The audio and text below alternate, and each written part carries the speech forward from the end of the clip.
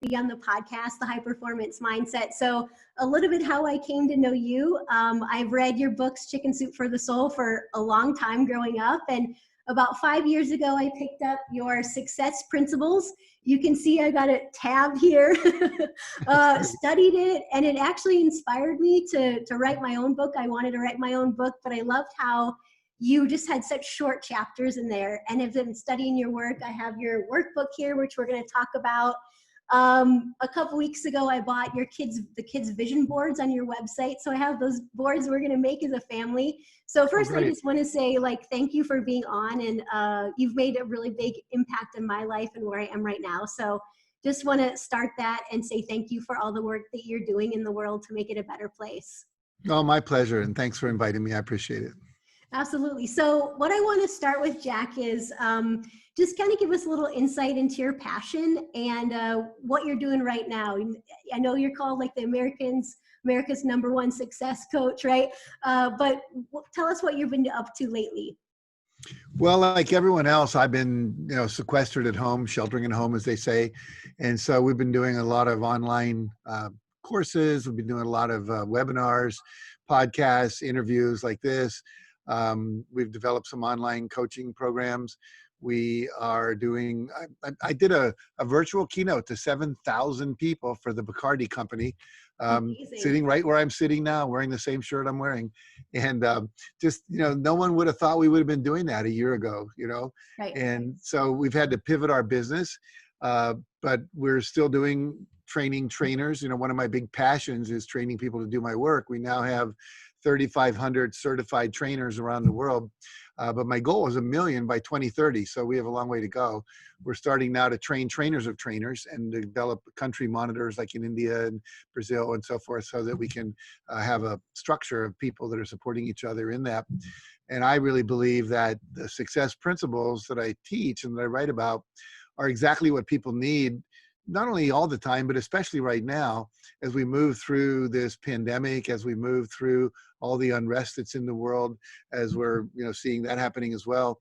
And I think people, if you apply these principles, it doesn't matter where you are, what you are, what kind of business you're in. If you're unemployed right now, which 1/4 of the American workforce is, if you're working from home, if you're transitioning, if you're just coming out of college. We know a lot of college kids graduated and there were no jobs. No one was hiring because they didn't know what the future was going to be, and they weren't bringing people into the office for onboarding and training and all of that. So we're living in very, I think, confusing times for a lot of people. But if you apply these principles, I was just saying on an interview earlier today that, I've had a lot of challenges in my life: divorce, companies that went bankrupt when I was in my 20s, losing a job, on and on it goes. And I've had employees steal from me and just disappear. I still don't know where they are, Wow. And so it's been amazing. But what's kept me sane through all of that is just applying the principles. I always say, if you always work the principles always work. Nice. So that's kind of where I am at the moment. Yeah, that's great. Well, we're going to dive into the principles, specifically which ones can really help us right now. And, when I think about your career and 40 years you've been doing this now, what do you think is the most important thing that you've done in your career to impact as many people as you have? Well, I think two things. Number one, writing the books I've written. I mean, Chicken Soup for the Soul has over 200 titles in it. We sold 500 million books. That's 500 million books. Yeah. I think 300 million just in China. They're now using them as textbooks to teach English in middle school and high school, with English on one page and Chinese on the other, so they can refer back and forth. India, we've sold over, I would say, 100 million books there. United States, 150 million. So that's quite an accomplishment. And that's really established me. The Chicken Soup for the Soul books probably introduced people to me, as you said yourself, having read them earlier on. I mean, I'm meeting people now in their 30s who are saying, I read your books when I was in high school, Right. And they tell me stories about how it helped them not commit suicide, or help a friend through a breakup with a boyfriend, or their mother through their chemotherapy. And so that's been very gratifying. And then the Success Principles book, which has sold several million copies around the world, and all the trainers we're training, and then the trainings I do. So, and then, I don't know how many videos we have on YouTube, but I bet it's close to 1,000. I mean, unless some big array blows up somewhere in the middle of the desert, those are going to be there 30 years from now. That's kind of weird to think about it. And hopefully it'll still be valuable to people.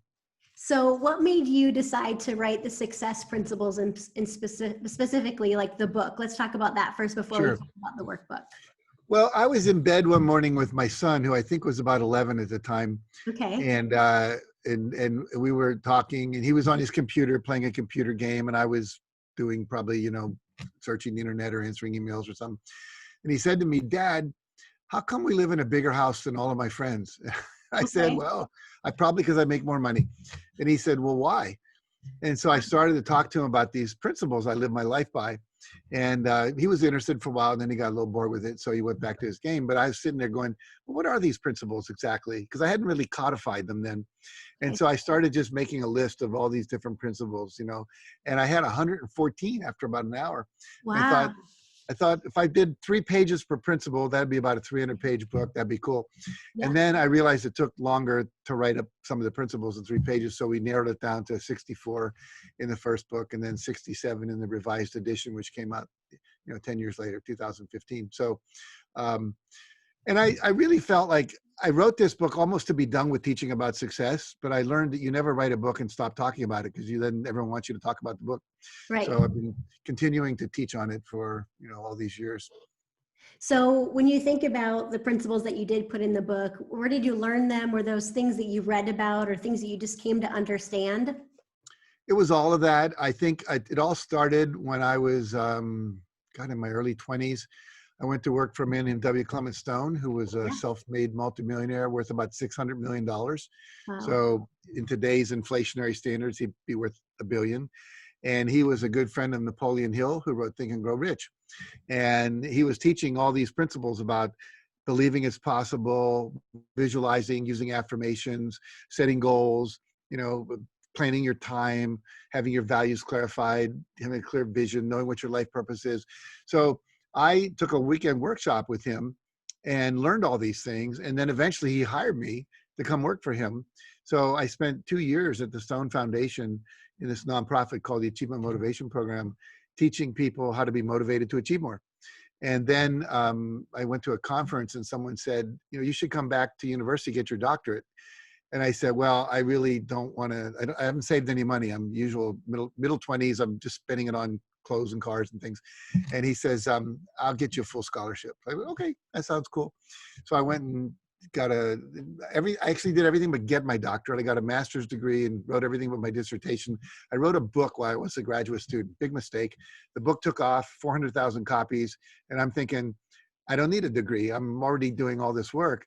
But I learned a lot there. It was a program called Psychological Education. How do you educate people about psychological issues? So I became very, very sophisticated in all of that. And then I've read 3,000 books. I actually added them up one day just because I'm obsessive sometimes. And I've taken, I think, over 600 seminars. I've watched thousands of hours of TED Talks and YouTube videos. And I'm still learning constantly. I read a book or two every week. So when you think about the success of the success principles in general, like what do you think it took for a book just to get to such a historic level like that? I think about, at least the over 1 million copies that this book sold itself. So what do you think it was about the book that really people use and apply? Like, what is it about the book that made it so popular in your opinion? I think there are 3 things. One is there's a story in every chapter about the principle. Some of them are about my experience with it. Some are about other people's. The first edition, I had a lot of famous people. John Gray, who wrote Men Are From Mars, Women Are From Venus, Bill Gates, Steve Jobs, etc. Generals from the Army, Olympic athletes, names people would recognize. And I thought they would go and say, hey, if it helped Bill Gates, it must work, because look what he did. Yeah. Well, not everyone had that experience. Some people said, well, Bill Gates has different DNA. He's a genius. I'm not. John Gray's from another planet, whatever. And so in the 10th anniversary edition, now that we'd had 10 years of experience of people using the principles, I replaced those stories with average people who had read the book and applied those principles and what their life had become. So I think it's much more accessible now to people. And so the story is Velcro to the mind. I can give you a fact or a piece of data, even a concept, and without a story related to it, it doesn't stick as well. And I think the other thing is very practical strategies, very practical things you can do in the book. And I wrote it, and here's another principle of success for authors and speakers is with Chicken Soup for the Soul. Every story you see in every book was read by anywhere from 10 to 40 people and graded on a scale of 1 to 10. How much did it move them? And then we put those scores in a spreadsheet, and anything that scored less than a 9 never got in the book. Okay. So by the time I wrote the success principles, I was using that same principle. So every chapter in that book was read by 10 or 20 people who said, this is redundant. You said that before. I don't understand this. You give us 5 steps, but something's missing here. So it had a lot of feedback to help make it readable and make it understandable. And I remember spending hours sometimes just rewriting a chapter. Some of those chapters were rewritten 6 times. And so I think that they're relatable, they're easy to read, they're understandable. And I have quotes all throughout the book that are kind of, one person said a quote is the most powerful wisdom you can express in the shortest number of words. So those little quotes kind of are inspirational and capture the essence of the work. So I think that's basically why it's been so successful. I think for me, I agree with all of those things. And I think for me, it was really practical strategies that I could use to elevate my life and get unstuck. Sometimes, I think about when I was in school working on my PhD, it's like we learn all these theories but we can't really talk about it that way because people won't understand it. So, right. It's like so practical and easy to use, but things that we all struggle with, like fear and limiting beliefs and some of the things that we'll continue talking about. One of the questions I have is when you think about the workbook, and I really like this as well. I think it's really practical and great strategies in terms of like how to apply what you wrote in the success principles. In your opinion, why do you think a workbook might even be a better tool than a book? Well, as you said, there's a lot of practical strategies in the actual first book, the success principles. But in the workbook, what I did, and let me say why I wrote the workbook and then why I think it's important to use and how it's different. A lot of people read the first book, and a lot of people transformed their lives. I mean, I know people that went from homeless, literally homeless, to billionaires in 10 years. Billionaires, homeless to millionaire in 3 years. People that started their own business, people that wrote books like yourself that were inspired by that. So a lot of practical application and things that actually led to success. But I always noticed that people that attended my workshops and people that actually came to our coaching program seemed to do better faster. And I said, well, why is that? Well, they're engaging the material in a much more fundamental and intensive way. And so what we did at the workbook, I took a lot of the worksheets that we use in our workshops and a lot of the exercises we do and put them in the book. So, and I wanted to test if someone had not read the first book, if they didn't know me, if they'd not attended any seminars on this, would it still work? So we found 35 people who were in that category. We had them take the workbook for about 6 months, work through it, give us feedback, and also tell us what happened for them. And we found it worked very, very well. And so the exercises are simple, they're clear, they're actionable, and I recommend there's 17 chapters in the book, 17 principles. They're the core principles for success. And if you spend a week with each principle in about 4 months, which is about the time hopefully we'll be out of the shutdown with the coronavirus, you can literally transform your life. And so that's how that was designed. And the exercises are ones that we've done in our seminars for 20 and 30 years, and we know they work. Yeah. So one of the experiences I had when I attended your seminar in Minneapolis, and I was trying to decide, was it about a year ago at this point? Do you remember when you were in Minneapolis? A year and a half ago or something like that. So right. I was really looking forward to it, and it was phenomenal. And there was this one point at the beginning of the day, and I'd read your book, right? I had studied what you talked about, where you asked us to take 100% responsibility, and I thought, well, I take 100% responsibility, like Jack's not talking to me, right? And then you had us pair up with someone where we, paired up with somebody we didn't know. And I remember vividly kind of going back and forth. And I think your prompt was, if I would take maybe 5% more responsibility or 10% more responsibility, what would I do? And so as I was talking to this, person I didn't know, I was like, well, I would run every day. Well, if I took 10% more responsibility, I would eat better. And then all of a sudden I realized I really wasn't taking 100% responsibility. So it was Right. really eye-opening for me just to do that really practical exercise. Tell us what does that mean to you to take 100% responsibility, and like why do you think that's so essential in terms of success? Well, thanks for remembering the exercise. That's in the book, the workbook. I think it's important because, I always say to people, you may remember me saying this in a seminar, how would you like to be married to someone who was 99% committed to monogamy? And most people say, not so much, because that'd be about 3 days out of the year you'd have to worry. And, you want someone that's 100% committed. I want my staff to be 100% committed to fulfilling their responsibilities, whatever they've agreed to in their work contract with me. And so you want to make that same commitment to yourself, that you're taking 100% responsibility for your health, your wealth, your happiness, the Mhm. quality of your relationships, Mhm. making a difference in the world in terms of the values you hold dear and important. So basically, I think that you always have an out.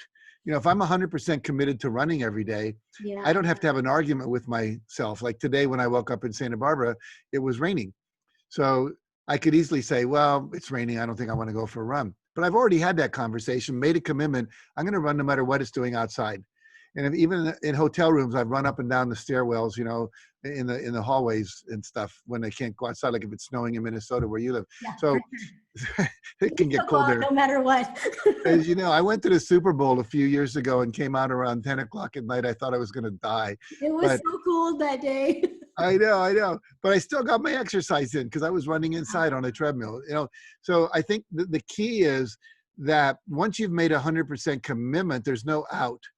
And so what we know from research done at the Harvard School of Psychology and so places, that basically once you've not given yourself an out, life actually gets easier. Mhm. There's less internal conflict. You just do what you have to do. If I make a commitment that I'm going to make 10 sales calls today, I make 10 Mhm. sales calls. I Mhm. don't have to worry about, is this person too important? Am I going to interrupt them? Are they going to say no? It's just, I've made the commitment. And, when you first do that, it can be a little scary, but after you do it and you practice doing it, it becomes a habit. And like brushing your teeth, I don't have to convince myself it's useful to do that anymore. It's just something I do. And Yeah. that's where we want to eventually get to, is having these commitments turn into actions that become habits, that become part of the way you live your life. Yeah, that's really good. This weekend I was reading Atomic Habits by James Clear, and he talks about like not taking a day off of like, don't take 2 days off in a row when you're developing a habit. And it makes me think of that, right? That I'm going to Yeah. do it if I'm 100% committed, 100% responsible. I'm not going to take a day off. I'm going to find a way. Yeah. I teach don't even take one day off in the beginning. Research shows that you need about 30 days to Mhm. change a neural pathway in your brain. So if you're changing a thought habit, a belief, which is really important, most people are not succeeding because of their limiting beliefs. Beliefs they're not even aware they have.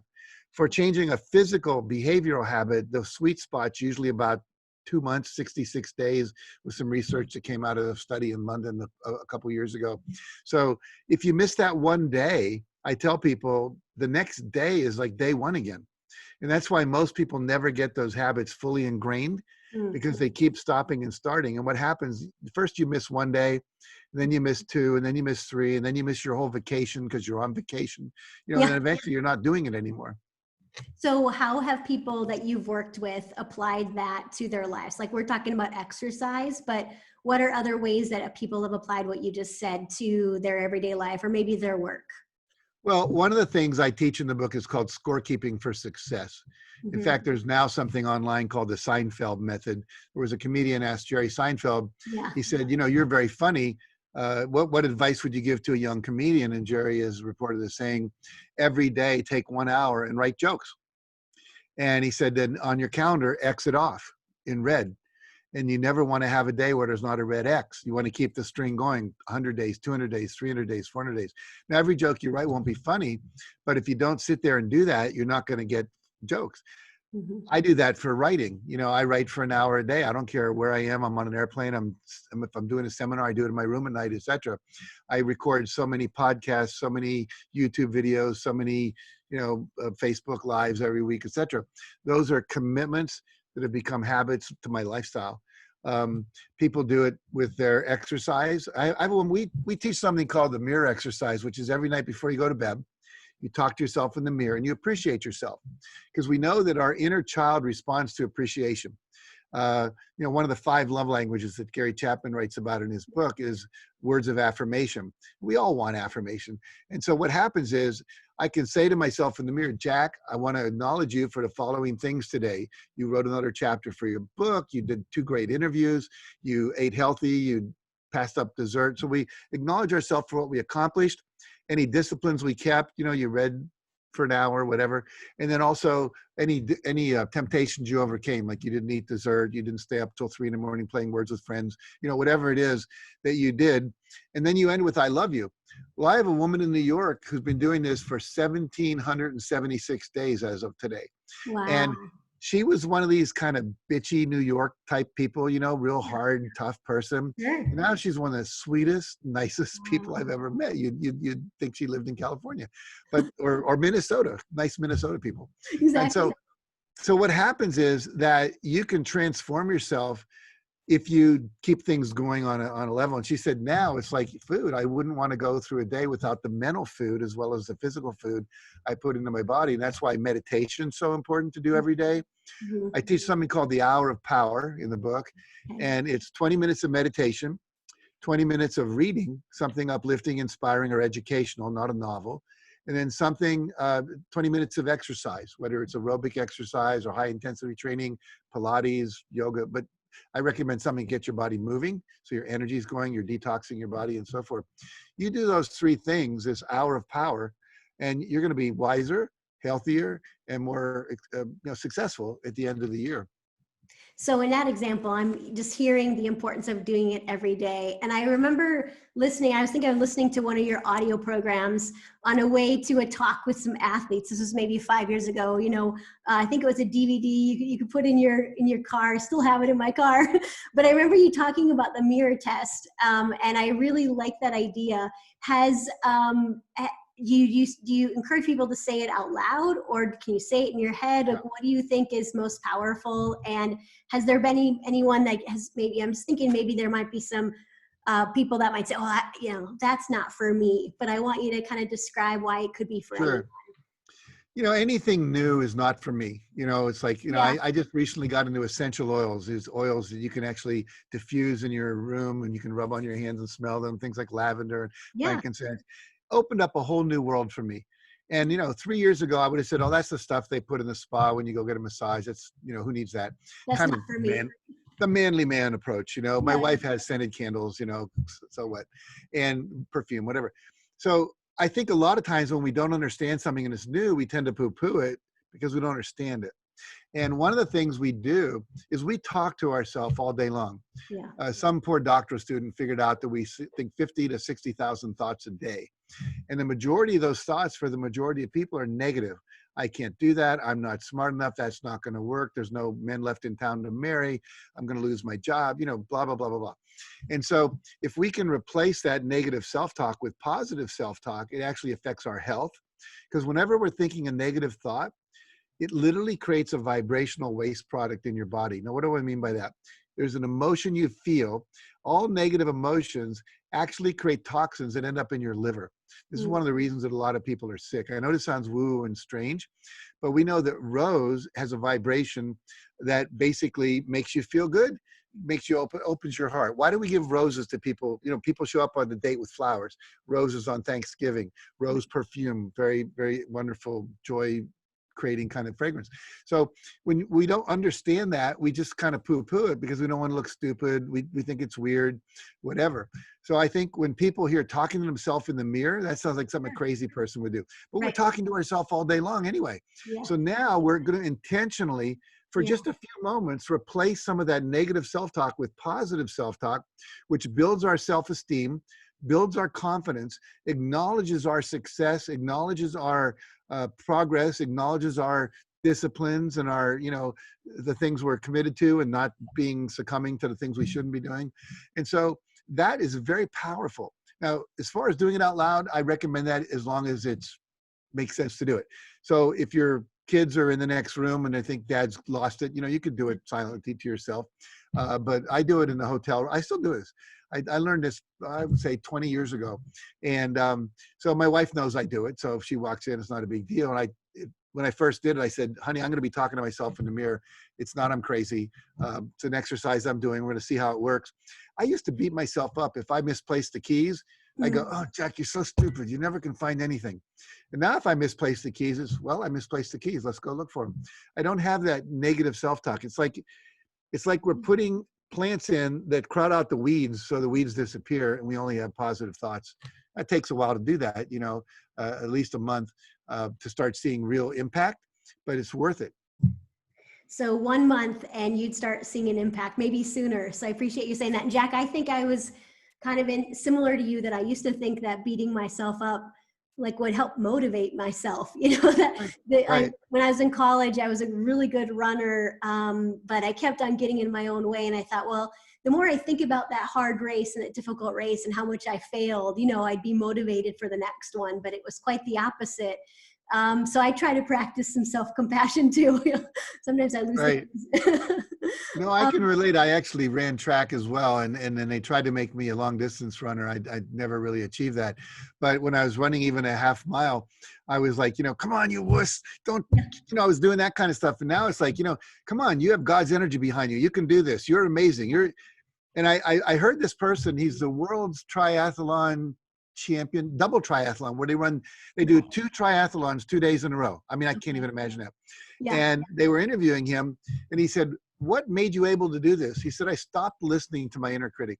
I started talking to it instead. Nice. Powerful. Yeah. So a few other questions I have about some of the content in your book. I really like this idea of limiting beliefs and moving past those limiting beliefs. And you said something earlier that many times we don't even realize we have those limiting beliefs. So tell us a little bit about the structure that you give in the book of just identifying those limiting beliefs and how do we move forward towards beliefs that really are going to build us up or help us be more successful or reach our goals? Sure. Well, basically, I think I was writing about that in the area of money. And a lot of us have limiting beliefs in the area of money. Money doesn't grow on trees, and it's easier for a camel to get through the eye of a needle than a rich man to get into heaven. Money's the root of all evil, etc. Mm-hmm. So, and nobody in our family's ever made money. If you want money, it means you're greedy. There's a lot of stuff. So what you have to do is, first of all, just watch your thoughts. This is why meditation is so powerful. You sit there, and as you're thinking about things, you can watch what you're thinking, and you develop this witness, and then you begin to go, wow, I'm thinking this negative thought over and over, whether it's about money or there's no available women in town, or all the good jobs are taken, going to go bankrupt, going to die from COVID-19. You start seeing that. Then you have to say, okay, is that thought, there's a lot of different questions you could ask yourself, but the main one is this thought serving me? And it's not, what would be, then you could ask yourself, where does this thought come from? Most of our thoughts come from our parents, from our schooling we grow up, from the culture we grew up in, perhaps from the church we go to, etc. And then what's the opposite thought? The opposite of money is the root of all evil could be money's the root of all philanthropy. Money's the root of all generous giving in my family. Money's the root of great education for my children. So we start to shift the belief. What's the opposite? And then what we have to do is, what would be the benefit of thinking this thought? And start to see, if I think this thought, where am I going to end up? If I think that other thought, where am I going to end up? Now that I have this new thought, we have to implant it through repetition, just like with the mirror exercise, speaking to yourself. So this is where affirmations come through. So you create the opposite thought. I have everything I need to accomplish anything I want, instead of I'm stupid, or I didn't go to college, or, whatever. And then when you want to repeat that, and I recommend in the morning and right before you go to bed. Okay. And what happens in the morning when you first get up, you're kind of in that half asleep, half awake state. Yeah. Great time. If you have some 3x5 cards or your phone with your affirmations in it, whatever, just read them. If you can read them out loud, great. Read them with feeling. And then I recommend people close their eyes and see what their life would look like if they were actually achieving that. If you were living that life based on that belief. And then do it again before you go to bed, because what you think about right before you go to bed, your subconscious is going to play with more through the night, into your hippocampus, into your memory. And unfortunately, most people are watching the negative news, or they're watching some terrible movie, where there's a lot of violence. That's what's getting imprinted. I think that last part is really powerful about envisioning and doing some imagery and visualization about what would my life look like if I believed this, right? And even imagining that. And I'm thinking about how then that becomes shaping your identity and like who you are if you can continue to imagine yourself that way. Exactly. I think it was Zig Ziglar said, worrying is negative goal setting. It's visualizing and thinking about the exact result you don't want. So what you want to do when you find yourself in a negative belief or a negative thought or a worrying thought is to ask yourself, what's the opposite? What do I want to be experiencing? Focus on what you want. Martin Luther King said, focus on what you want, not what you don't want. He didn't give a speech called I Have a Complaint. He gave a speech called I Have a Dream. And so he had a lot to complain about. People were blowing up his church, trying to kill him, etc., threatening his family. And so he said, I'm not going to focus on that. I'm going to focus on what I want the world to look like, where all the young boys and girls are judged, not by the quality, by the color of their skin, but by the quality of their character. And have we achieved that fully yet? Obviously not. Are we further ahead than we were in the 1960s? Obviously, yes. So basically, we have to keep working toward and focusing on what we want. So always be spending your time talking about, thinking about, visualizing, planning for the future you want, not what you don't want. Yeah. Awesome. So Jack, one of the things that I ask everybody who's on the show is ask them about how they define what failure is and what a time that they failed and what they learned from it. So what is your definition of failure? Well, my definition is failure is simply a delay in results, meaning that you're working towards something and you tried something and it didn't work. So you're trying to get your kid to go to bed. You try a little technique, it doesn't work. You failed. You try something else and maybe you fail, and you try something else, and that works. So that's an easy example. We learn to walk by falling down. If our parents had said, if you fall down 20 more times, obviously you're just a serial failure and we're not going to work with you anymore. That would be so good. No one would ever do that, and so the word fail, F-A-I-L, if you take the I and put a little line on it, it becomes fall, F-A-L-L. And so when we fall down, we get up. There's a great story about Tom Watson, who was the CEO of IBM, who one of his vice presidents had a huge failure that cost the company millions of dollars. And the vice president went in and said, I expect you're wanting me to submit my resignation now. And he said, God, no, we just spent several $1 million educating you on what doesn't work. So no, we want you to be here. That was a great lesson. So the idea being that we can learn from our failures and then try something else. And the idea is no one is a failure. You had a failure experience, but a lot of us then will label ourselves as a failure. And at that point, we kind of become hopeless. And I can tell you story after story of homeless people in, halfway houses, people that were in addiction centers, et cetera, that I've worked with and helped that are now super successful, have multiple businesses, written books, et cetera. And their failures actually made them more relatable to, in terms of now that they're teaching, they can talk about, hey, look, I was where you were. I know what that's like. But then I discovered this, and now my life's great. Would you like me to talk to you about what I discovered? And that becomes your sales pitch for your book, your seminar, your coaching program, whatever it is, you're enrolling person into AA or whatever it might be. Yeah, I completely agree with that. When I think about the times that I struggled the most, like that makes me incredibly passionate about what I do. It was like those college days where I was really struggling as a runner, getting in my own way. It's like, I don't want anyone else to feel that. So I think it's fueled my passion. Sure. For you, Jack, can you give us an example of a time that Sure. didn't go so great for you and how you applied this practice of what you're saying, like, fail equals fall? Well, a couple of things. I started 2 businesses back in my 30s, both of which didn't succeed. And I had investors that didn't get paid back. $20,000, it wasn't huge, but I felt terrible about that. And what I looked at was that I was a great trainer, speaker, coach, therapist, but I wasn't a good business person. Okay. So I had to study business and finance and management and all of that stuff, which wasn't the thing I was most, naturally drawn toward. Sure. But if I didn't know it and I couldn't do it, I was going to keep not succeeding. So I basically surrendered to that. And I learned how to manage money, for example. That was something I never really wanted to do. But after having made several bad investments that cost me tens of thousands of dollars, I started reading about it. I started talking to financial advisors. I got myself into some mastermind groups. So I think sometimes our failures catch our attention. You know, my dad had to have an accident that almost cost him his life in an automobile to wake up to that he needed to be taking better care of himself, just, you know, not being so stressed out. So sometimes we have to have those experiences. I went through a divorce. It was very painful. And I lost literally all of my money. I got to keep my company, but my ex-wife got all the cash, the bonds, the stocks, the properties, whatever. And I was really upset about that for a while. But what I learned from that more than anything was that I could have been a better husband. I actually initiated the divorce because the marriage kind of died.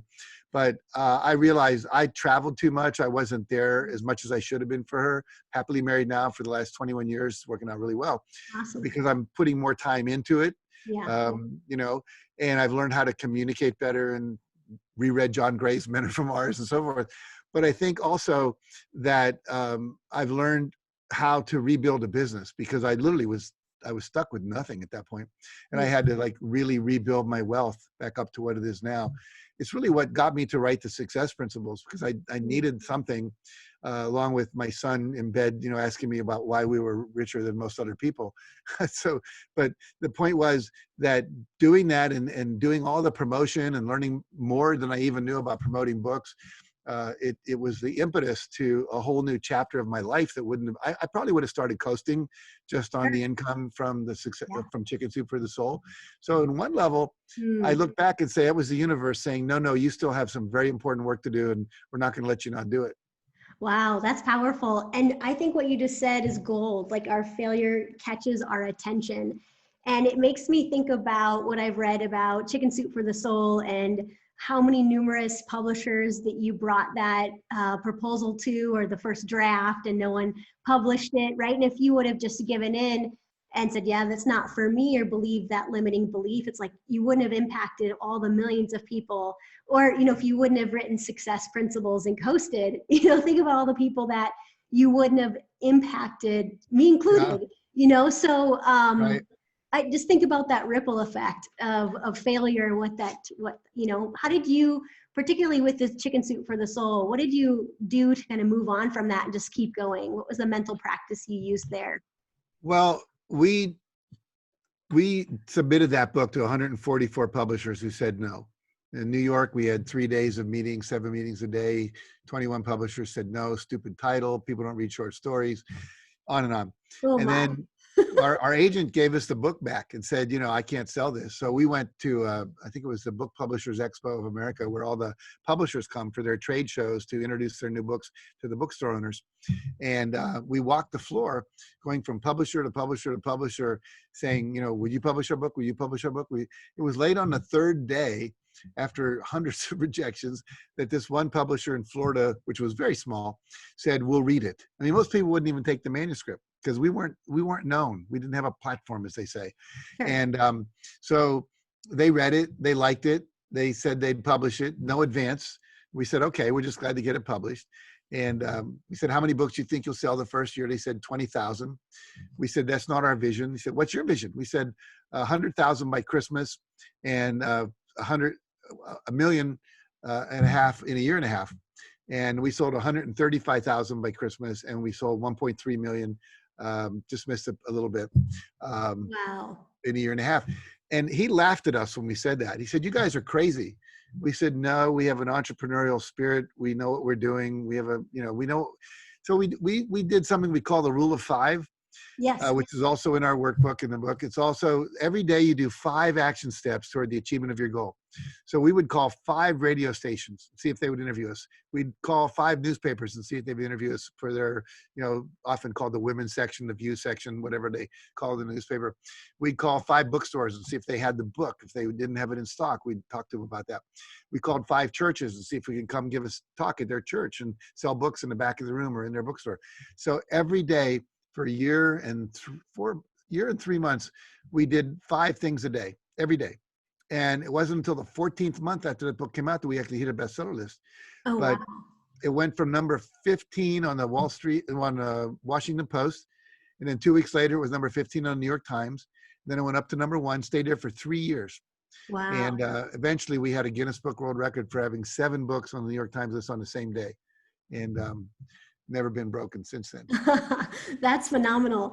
Well, I'm thinking about how you knew exactly what you wanted and you stuck with it regardless if they laughed at you. And one of the things I really like about your book and workbook is this, like, you help people clarify what do they really want. And I think that's, a lot of people don't necessarily know what they really want. So tell us about, how people who are listening are maybe struggling with deciding what is it that they really want. And I think before we went live, you and I were talking about, like, this time period of COVID-19, more people I think are thinking and reflecting. More people are coming to me just like looking for their purpose and looking for more clarity. Yeah. I think the pause that we're all in, sheltering at home for many, many people, not being out in the world as much, many of us maybe not working like we used to, or having to work online and maybe not having as much interaction, not driving to work and having that commute to fight the traffic. It's that we have more time to think. And it's like a pause and reset. And Yeah. we're thinking about our lives. We're thinking about our families and how much time we're spending with them. We're thinking about dreams we've had that maybe we put on hold, just to make money, to pay the bills. We're thinking about the environment, like the environment's degrading. We know that. We're thinking about race relations. We're thinking about a lot of stuff that's been brought into our awareness, our health. We're thinking about that. And so I think it's a time when people are starting to ask questions they normally don't take the time to ask, because you can only watch reruns of Breaking Bad and things like that so many times. Yeah. Then you're starting to think and wonder, am I doing what I want to do? Why aren't I more happy? Why isn't my relationship more fulfilling? Why aren't I feeling more connected to my kids? Why aren't I, where I thought I'd be 20 years ago, et cetera? And so I think the work that you and I are doing, where we are helping people clarify their purpose, get in touch with what they really want. So, we have exercises both in the book and also that you can access online, guided visualization to help you get in touch with your purpose. Once you know your purpose, then you have to say, what is a vision of my life that will fulfill that purpose? So my purpose is to inspire and empower people to live their highest vision in the context of love and joy. So I do that through interviews like this. I do it through my trainings. I do it through the books I write. I do it through my podcasts, my YouTube videos, etc. Everything I do is designed to do that. If it doesn't do that, then I'm not interested in playing. And so it's taken me a few going down some wrong roads to realize I shouldn't have done that, because that wasn't aligned with my purpose, because it didn't work out. And so how to get in touch with what you want is to simply take some time. And I recommend quiet time. If you want to put on some earphones, maybe some calming music, like they call it spa music or environmental music, whatever. And then ask yourself the questions in the 7 areas of your life, which we outline in the books, both books. We have our career, we have our financial life, we have our relationships, we have our health and fitness, we have our just goals we want to achieve because we want to achieve. I call them personal. It might be you want to climb Mount Everest or climb the Eiffel Tower or visit the Great Wall of China or write a poem, whatever it might be, start a garage band. And then we have the area of contribution, making a difference in the world, and an area I call fun and recreation. Most people are not having as much fun as they would like right now. And fun is important, whether it's watching a comedy show or dancing. A lot of you see these people like on TikTok now, they're all doing these dancing things, and it's fun. I mean, I danced along with some of them, and I enjoy myself. And you're in the present moment when you do that. There's things like meditation, gratitude exercise that bring you into the present. Anyway, so once you have this time and you devote it, and then just ask yourself the question, if I could have the perfect life, if a genie came down and said, I grant you the wish, you can have the perfect financial life, what would your income be? What would your salary be? How much money would you have in your retirement account? Would you have an accountant? Would you have a financial advisor? Would you be in stocks and bonds? Would you be holding gold? Whatever it is, just ask yourself, if you could have anything, what would it be? No limits. And most people don't say billionaire. I mean, that's not what most people want, but they would like financial freedom. They'd like to own their own home, etc. Then the next question is, what would I like in terms of my career? And what would I love to do? And a lot of people are realizing right now, I don't love my work. And Yeah. is there a way to monetize doing what I love to do? Hmm. And a lot of people have found a way to do that. And as I think it was Thomas Edison said, when your vocation feels like a vacation, you've arrived. And Ah, so nice. I love what I do. I mean, right now, this is the third interview I've done today, and I'm having as much fun with you, Cindra, as I had on the other two, because I love teaching. This is what I do. Yeah. And then you look at the area of relationships. If you could have as many friends, the kind of, spouse relationship, children relationship, getting along with your in-laws, more time with people, less fighting, more love, better sex, what would be going on there? And then you just take yourself through those 7 areas. And I would say give yourself 3, 4, 5 minutes to just close your eyes and visualize and just imagine the perfect life in each of those areas. Then write it down. Make sure you capture it. Because obviously, we've all had a dream, like we wake up in the morning, remember our dream, it's great. And then we go to the bathroom, we come back, we can't remember our dream. So it's Exactly. important to write them down as soon as my friend Mark Victor Hansen says, as soon as you think it, ink it. Now we have a record of it. And then what you want to do after that is you can start doing an affirmation about that life. I'm now so happy and grateful that I have a life where I'm earning, $150,000 a year. Or I'm so happy and grateful that I now have in my case, 95-pound body. My wife's case would be 137-pound body. Whatever it is, you start affirming that using affirmations like we talked about earlier, visualizing what you would like it to be like. And then ask yourself, what are the 5 action steps I could take every day that would begin to make that happen? So if it was losing weight, I could cut out sugar, cut out refined carbs. I could eat more vegetables. I could stop eating after 8 o'clock at night, which gives me a more, what they call an intermittent fast. I could drink more water. We know that when you don't drink water, the fat will store the toxins in your body. And I could read something motivational about weight loss. So there's 5 things I could do every day. So anyway, I don't want to go through a whole course here, but that's the general idea of what I would say about how to get in touch with what you want. And don't let the critic come in and say, we don't know anybody, we don't have enough money, we're not connected, we can't afford that. All that doesn't matter when you're hoping and wishing and dreaming. Just act as if the genie came down, get it on paper. The how will show up out of doing the affirmations and the visualization and the reading, and then you'll be inspired to take the actions that you need to take. Excellent. And what I liked about the workbook, so I'll just give people as they're watching us, like you have, what do I want? And then why do you want it? So I thought that was really powerful to really connect with, like, what's the benefits? Jack, one question I had for you is, do you think it's better to, or more powerful to identify your purpose before your vision? Or do you think does it matter which one you do first? I think it's more efficacious. That's a big word. It's more effective to do it before. Okay. I think the guy who wrote the 7 Habits of Highly Effective People, Stephen Covey, said you don't want to get to the top of the ladder and realize the ladder was leaning against the wrong wall. So if you know in your heart of hearts that you're supposed to help children become empowered, or you're supposed to work with homeless people, or that you're supposed to raise 3 healthy children, that's enough in life. That's for you fulfilling. If you know that, then you can set goals that are in alignment with that. Your vision can be in alignment with that. Now, some people do a vision exercise first, get in touch with what they want, and then when they do that, it starts to become clear, because of the things they want, what their purpose is. But the reason we have why do you want it in the book, I remember I was living on the west side of Los Angeles in the Santa Monica area, where a lot of rich people live, Pacific Palisades, Santa Monica. And I was driving an old Toyota, and everyone else had, Lexuses and BMWs and Mercedes Benzes. And so I was doing this exercise in a training, and I said, I want a Lexus. And then the question was, well, what will that give you? Well, then I won't be looking like I can't afford to live in Santa Monica. And what will that give you? Well, then I'll feel like I belong. And what will that give you?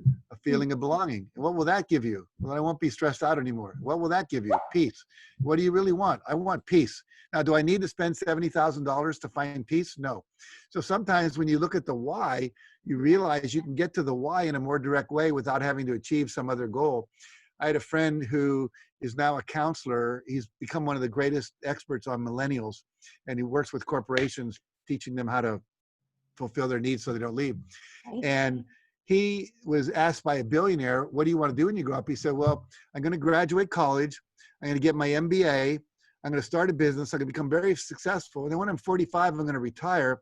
And then I'm going to go and I'm going to teach college kids how to pursue their dreams. And he says, by then they won't trust you. And why do you want to be that old?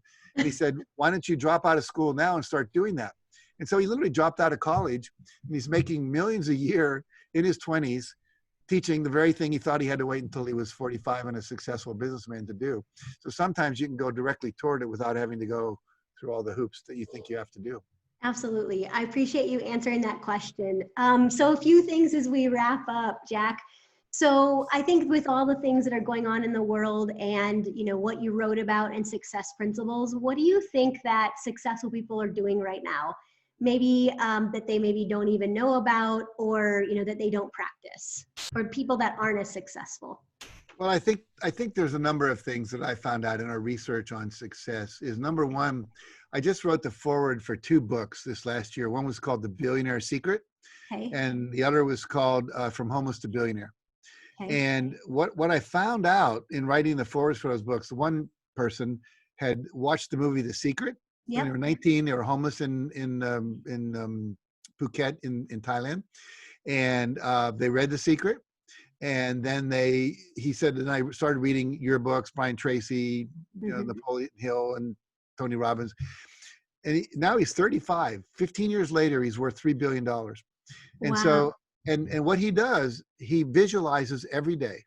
Okay. He reads every day. He meditates every day. So now I go to the other book where he interviewed 21 billionaires. Took him 2.5 years to get to all these people because they're not easy to get to. These were 17 different industries, 17 different countries. Okay. And he traveled around the world. And he found out that every one of them got up before 5:30 in the morning. Every one of them had morning disciplines. They all exercised, including the 80-year-old. They all meditated, which I was kind of surprised to find. I wouldn't have thought a guy living in China he was making windshields for cars. Half the windshields in the world are the ones he makes. And he meditates every day. He exercises every day. He reads every day. And so those go back to our hour of power in the morning. So I think that's one thing everyone's doing. The other thing is, I think that many people are in fear right now. And you have to take yourself out of fear. When you're in fear, your energy is in the back part of your brain. It's in the amygdala, which is where fear resides, and in the hippocampus where memory resides. So we start to scare ourselves. We remember bad things. We think it's going to happen again. We visualize the bad thing, and then we feel fear. Fear lowers your immune system, which you don't want to be happening right now with COVID-19 out there. And the other thing, it takes the energy out of the prefrontal cortex, which is where wisdom and creativity and rational thinking live. And so we need to be rationally thinking. We need to be wise. We need to have access to our creativity right now as we pivot our businesses, our lives to deal with this lockdown. I say that we're not going to go back to a new normal. We're going to go back to a new better. But we have to create that. You know, it's not going to happen by itself. I think it was Einstein said, if you want a better way to predict the future is to create it. If you want to predict the future, create the future you want. So I think all of us are being called to really design our life. So life by design rather than by default. And I would recommend spending time, a little time every day, maybe an hour a day, focused on self-development, self-improvement, working on your mindset through reading and affirmations, visualization, doing belief change exercises like are in my book. I would say this too, and I'll give up my website, Jack at jackcanfield.com.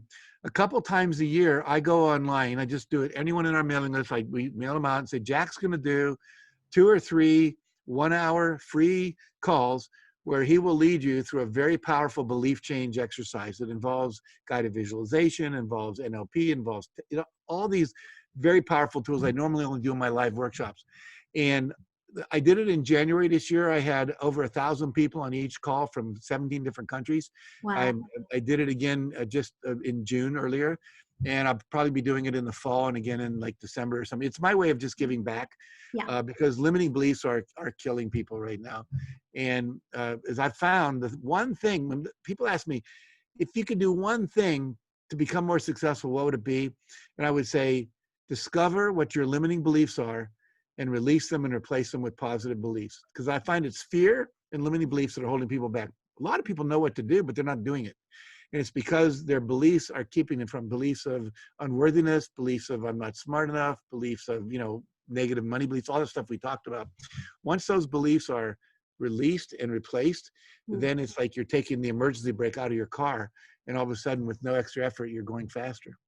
And people can find that on your website, jackcanfield.com. What is that? Well, if they just go to jackcanfield.com and just register to be in our mailing list, Perfect. then they'll receive a mailing when it's time to do that. Okay. There's some free giveaways on the website that people can access. All of our books are there. Our books are also on Amazon.com, BarnesandNoble.com. And literally, if you haven't read the Success Principles yet, I do not need another dollar. I promise you. But I promise you, if you read the book, it's going to help you achieve more of what you want. And if it doesn't do that, you send the book to me, and I will refund the money of the book, even though I didn't get $24 or $19 or $17 or whatever you paid on Amazon. I've never had anyone do that. And I often sell, in one day they might sell 500 books on Amazon.com. Awesome. Well, it's an incredible book. I love the workbook that goes with it. One of the things that I wanted to ask you, Jack, is you have a group coaching program coming up. I've been seeing it advertised on social media a few times. And so I want to talk a little bit about that. That's also on your website, Ignite Your Life, and you're doing it with Patty, who's worked with you for a long time. So tell us about that. I know the deadline for that is coming up soon. Yeah, the course starts on July 1st, and it's a 4-month course. We're going to be meeting every 2 weeks for 2 hours. And then, so it's twice a month. And we're going to be going through some of the principles, but also doing some live coaching as well as just us teaching. And it'll be exercises like the ones you talked about in the workbook. So you'll Velcro the information to yourself. There's going to be a Facebook page where people can go in every day, and there'll be posts every day. We're doing a lot of challenges. We're finding when we do challenges and people actually participate, we're going to have prizes for people who participate the most. I'm going to give away an hour of consulting with me. You can use it any way you want. We could do an interview like this with you. I can just consult with you like I would if you were coaching with me. I charge $2,500 an hour to coach. I don't do it that often because I'm just doing other things that are more impactful in the world, but that's something you could win. Also coaching with Patty. We're going to give away some free books, some other kind of prizes and so forth. So it's going to be fun, and it's going to be engaging and powerful. And we're going to look at 1 or 2 areas of your life that you want to choose to focus on for 4 months and have a major breakthrough. Not just learn something, but actually at the end of that month have changed something radically in your life so that you can be living differently than you're living now. Because I don't think, reading a book is powerful, and my book's powerful, and a lot of people get transformation from that. But when you're working with a coach, a mentor, you're in a coaching program, it's a time-limited program. 4 months, we're going to have experts come in, additional calls on fitness, on business, on your environments. Your environments control you. I mean, if you go into a church, you act differently than if you go into a nightclub. The environment's different. Yeah, for sure. And so what happens is we're the only animal on the earth that actually can change our environment to support us, to do what we call inspire us instead of expire us. And so we're going to have an expert on that as well. And we'll have Q&A calls every month. There'll be some free coaching calls with Patty as well. So it's going to be very intensive. And if you go to jackcanfield.com/club, that's going to land you on the page so you can register in time to start on July 1st. Because once it starts on July 1st, it's closed and it won't be open again. Well, definitely, I'm going to go check that out, and I would encourage everyone to do that as well. And Jack, everything you said was gold.